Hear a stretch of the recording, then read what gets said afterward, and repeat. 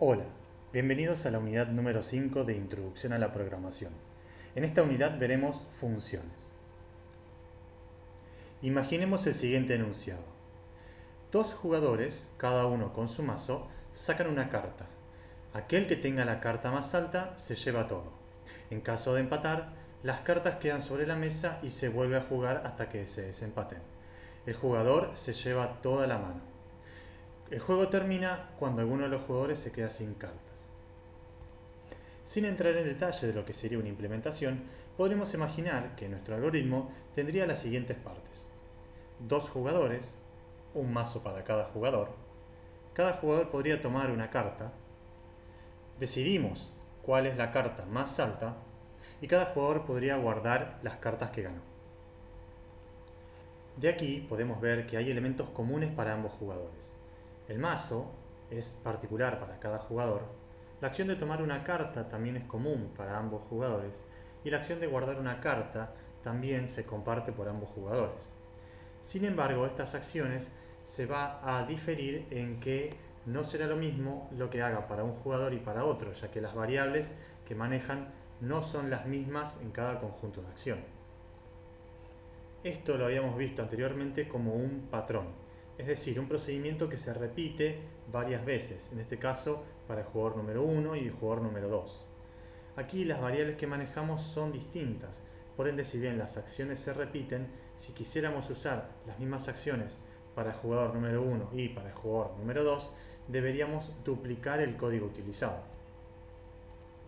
¿Cómo podemos entonces utilizar el mismo código de manera que podamos variar las variables que trabajan en él y que el código siga siendo el mismo? Es aquí que introducimos el concepto de funciones. Una función es un subalgoritmo ajeno a nuestro código principal que realiza una acción específica. Nosotros nos comunicamos con la función otorgándole valores y vamos a obtener de ella el resultado de su ejecución. Podemos trabajar al mismo tiempo con infinidad de funciones. Podemos entender una función como una caja cerrada, a la cual configuramos seteándole un conjunto de valores.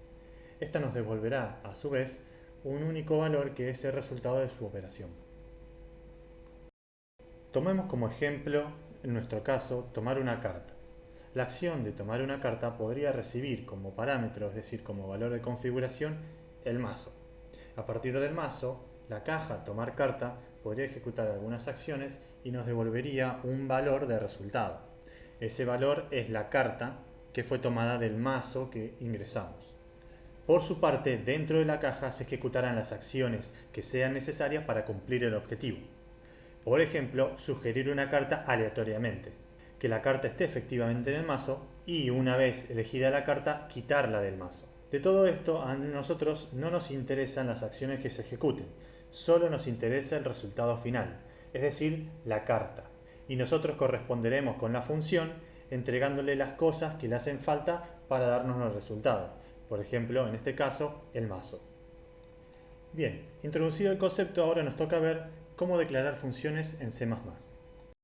Una función se compone de tres partes. El retorno, que tiene el tipo de dato que retorna la función. El nombre, que es muy importante que defina correctamente a la función. Y, entre paréntesis, los parámetros de la función. Luego va la declaración. Estos tres componentes se denominan cabecera de la función o definición, seguido de la implementación. En el retorno encontramos el tipo de dato que devuelve la función. En el ejemplo que vimos anteriormente era la carta, o más bien dicho, el tipo de dato que es la carta. El retorno puede ser cualquier tipo de dato, un entero, un char, un flotante, un string, incluso un arreglo. Si no retorna ningún valor, se coloca void. El retorno se realiza dentro de la función mediante la palabra reservada return. El retorno debe retornar un tipo de dato que fue definido en el retorno de la cabecera de la función. Es decir, si devolvemos una variable, esta variable debe ser, en este caso, un entero. Podemos retornar también una expresión que dé como resultado un entero. El retorno no es solo una instrucción que permite expresar el resultado de una función. También es una instrucción de finalización de la función.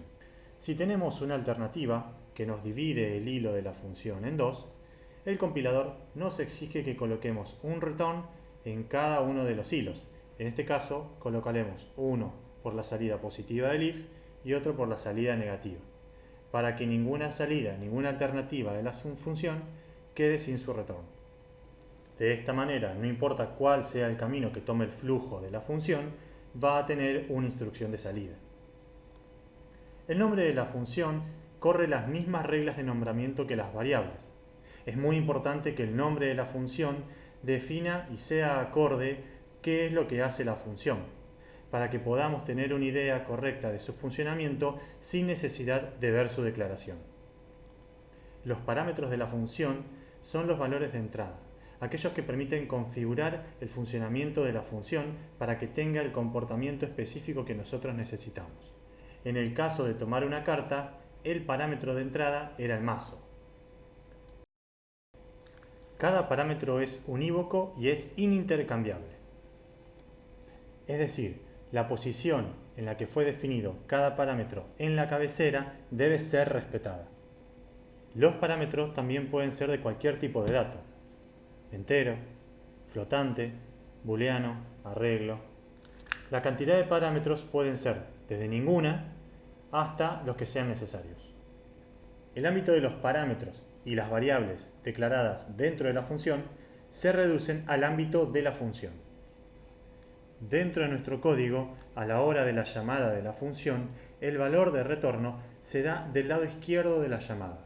Si a nosotros no nos interesa cuál es el retorno de la función y no necesitamos hacer ninguna operación con ese retorno y solo nos interesa la llamada, podemos no asignarlo a ningún valor ni expresión.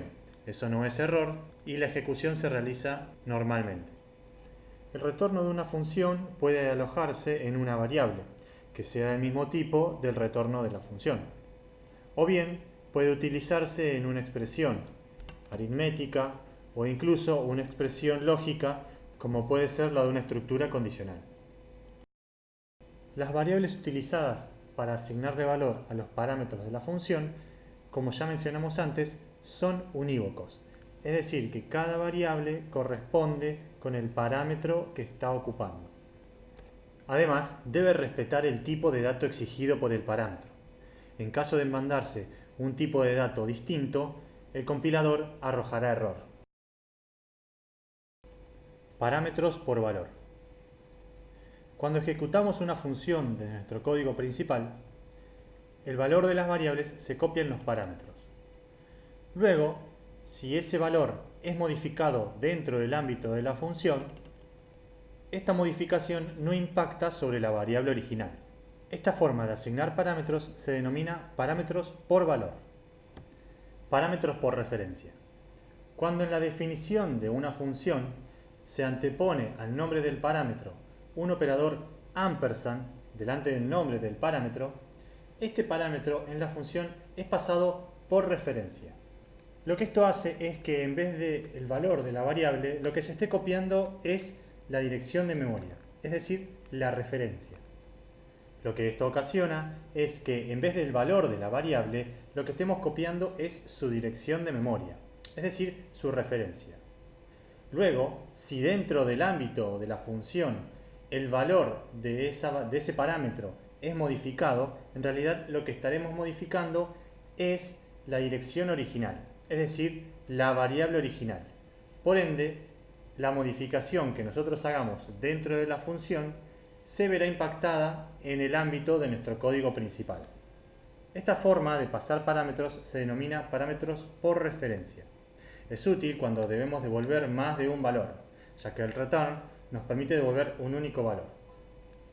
Cuando utilizamos vectores en los parámetros de la función, los vectores, por la definición misma del dato, son un conjunto de referencias. Es decir, que sin utilizar el operador ampersand, cualquier modificación que nosotros hagamos sobre el vector se verá impactada en el código principal. Una de las posibilidades que nos brinda el manejo de funciones es la de prototipar, es decir, la de ir armando nuestro algoritmo a medida que se nos van ocurriendo las ideas, siempre de una manera funcional y que iremos puliendo a medida que desarrollemos el ejercicio. La forma en la que trabajaremos con funciones será la de dividir nuestro algoritmo en pequeños algoritmos bien definidos, con objetivos concretos y fáciles de trabajar. Retomaremos la consigna que habíamos empezado en un principio. 2 jugadores, cada uno con su mazo. Cada uno saca una carta y aquel que tenga la carta más alta se lleva toda la mesa. En caso de empatar, ponen las cartas sobre la mesa y siguen jugando hasta que uno de los dos gane. El juego termina cuando uno de los dos jugadores se queda sin cartas. Este juego no tiene interacción con el usuario, ya que sería muy aburrido simplemente apretar una tecla para mostrar una carta, pero nos va a servir para ver cómo trabajan las funciones. La utilización de funciones para el manejo de prototipos no descarta la etapa del diseño. Es más, insistimos que la etapa del diseño en lápiz y papel es muy importante a esta altura porque entramos en un punto de abstracción superior. Precisamente de la etapa de diseño sacamos algunas estrategias que contaremos ahora brevemente antes de entrar en detalle con la implementación. Cada mazo se compone de 4 palos de 12 cartas, es decir, que cada jugador posee un mazo de 48 cartas. No nos importa conservar los palos, lo manejaremos con un arreglo de 48 elementos, es decir, que tendremos los primeros 12 elementos seguidos de los otros 12 y finalmente los últimos 12. Sin embargo, cada jugador va acumulando cartas, es decir, que en algún momento del juego el jugador ganador va a tener 96 cartas. Esto nos lleva a pensar de que ambos jugadores van a tener un mazo de 96 cartas como una posibilidad. Entonces, terminamos por decidir que el mazo de cada jugador será de 96 cartas. Ahora bien, cada jugador puede juntar y dejar cartas a lo largo del juego. Esto nos obliga a saber qué cartas se están tomando y qué cartas se están dejando, ya que si no empezaremos a acumular cartas, las podríamos incluso repetir o sacar cartas que no son las que nosotros seleccionamos. Para solucionar esto decidimos que cada una de las cartas sea única, es decir, si vamos a utilizar un mazo de 96 cartas, entonces cada carta en el mazo tiene una única posición que la identifica. Para repartir los mazos, lo que hicimos fue darle a un jugador las primeras 48 y las últimas 48 las llenamos con -1, que son espacios vacíos. Mientras que al segundo jugador les dimos las segundas 48 cartas, mientras que las primeras 48 lo llenamos con -1, que son espacios vacíos. Esto nos obliga no solo a sacar una carta, sino a sacar también una posición de cada carta. Además, como los jugadores pueden empatar y esas cartas quedarían acumuladas, utilizamos un arreglo también de 96 elementos para que sea la mesa. 96 elementos es porque en el peor de los casos se pueden empatar 48 veces teniendo en la mesa 96 cartas. Ahora, como también tenemos las posiciones, vamos a tener una mesa de posiciones. Entonces, mientras que en la mesa guardamos las cartas, en la mesa de posiciones guardamos las posiciones. Asignamos primero la del jugador número 1 y luego la del jugador número 2. Si vuelven a empatar, nuevamente la del jugador número 1, la del jugador número 2, la del jugador número 1 y la del jugador número 2, así consecutivamente. Entonces, si el jugador número 1 toma la carta de la posición número 5 de su mazo, mientras que el jugador número 2 toma la carta en la posición número 67 de su mazo, y en este caso está ganando el jugador número 2, la mano irá para el jugador número 2, quien asignará en la posición número 5 la carta que correspondía al jugador número 1, o sea, la asignará en su misma posición, mientras que su carta permanece donde estaba. Entonces, ya en la implementación, tenemos un mazo para cada jugador, cada uno de 96 elementos, también tenemos una mesa y una mesa de posiciones, también ambos de 96 elementos. Lo primero que tenemos que hacer es armar ambos mazos. Para ello definimos una función, armar mazo. Sin saber a priori qué parámetros va a utilizar, vamos a nombrarla. Ahora vamos a decir, bueno, si va a armar los mazos, como mínimo va a necesitar un mazo como parámetro. Entonces le pasamos el mazo del jugador número 1. Lo mismo debemos repetir para el jugador número 2. Vamos a definir la función de esta forma. Dijimos que era void, dijimos que tenía un arreglo como parámetro y la dejamos así, sin implementar, simplemente para que nos sirva como prototipo y sintácticamente nuestro ejercicio esté correcto. Lo que debemos hacer a continuación es tomar una carta. La carta la tenemos que tomar tanto del jugador número 1 como del jugador número 2. Vamos entonces nuevamente a definir una función. La función se llama sacar una carta. Tampoco sin saber y pensar mucho cuáles son los parámetros de esta función, uno imagina que, bueno, como mínimo va a necesitar el mazo 1. Luego, para el jugador número 2, definimos lo mismo con el mazo número 2. Nuevamente definimos la función. Esta vez retornaba un entero y recibe nuevamente un arreglo como parámetro. Ahora vamos a elegir cuál es el jugador ganador. No elegiremos una carta ganadora porque lo que necesitamos saber es cuál de ambos jugadores es el que ganó. Vamos a definir entonces una función que se llame ganador mano. Esta función nos dirá si el ganador es el jugador número 1, el jugador número 2 o dirá si los jugadores empataron. Para ello definimos una función que retorne un entero que se llama ganador mano y recibe ambas cartas como parámetro. Esta función uno podría imaginar que, bueno, va a retornar 1 si es el ganador número 1, 2 si es el jugador número 2 el que ganó, o 0 si es que empataron. Continuemos entonces con el juego. Vamos a bajar las cartas a la mesa. Para eso haremos una función que se llame agregar cartas a la mesa. Y uno podría imaginar que recibe una mesa y ambas cartas como parámetros. Ahora sí, ya vamos a pensar cuál de los dos jugadores es el que ganó. Si el jugador número 1 o el jugador número 2. Entonces, si es el jugador número 1 que ganó, volvemos a definir una función y también imaginamos que los parámetros pueden ser el mazo del jugador número 1 y la mesa. Y luego borramos la mesa para que la mano vuelva a empezar. Hacemos lo mismo con el jugador número 2. Una vez que tenemos ya esquematizado cómo va a ser nuestro juego, empezamos a definir los detalles. Lo primero que vamos a hacer es, ahora sí, definir las funciones. Vamos por ejemplo a la función de sacar una carta. Fíjense que es mucho más sencillo y acotado ahora definir el algoritmo. Necesitamos un algoritmo con el objetivo que devuelva un entero, que es la carta. Tenemos un mazo, entonces posiblemente iteremos sobre el mazo buscando una carta al azar que no caiga en un -1. Es decir, vamos a tener una iteración hasta que el índice de la carta sea el correcto. Trabajando un poco más sobre la función, nos vamos a ir dando cuenta de algunos detalles. Por ejemplo, yo noté que a esta función le falta llevar la posición en la que está la carta. Posteriormente, entonces, le agrego la posición de la carta que voy a extraer. De la misma manera, noté que la función que me sirve para trabajar ambos mazos, agregándole un parámetro extra, me permite también armar la mesa. Y así uno va armando su algoritmo.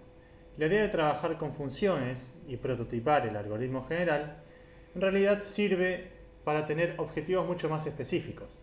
Es mucho más fácil trabajar sobre una función cuando ya decidimos qué tiene que hacer, incluso acomodando por ahí un poco mejor los parámetros, que trabajar sobre un algoritmo mucho más grande. ¿Hasta qué punto conviene achicar las cosas y trabajarlas en funciones? Bueno, todo depende de cada uno. Siempre es mucho más fácil leer un concepto general, es decir, el nombre de una función, que leer una estructura, una comparación, una expresión. Bueno, aquí termina entonces la unidad de funciones. Ya saben, como siempre, que nos encontramos en los foros o bien por mensaje. Nos vemos.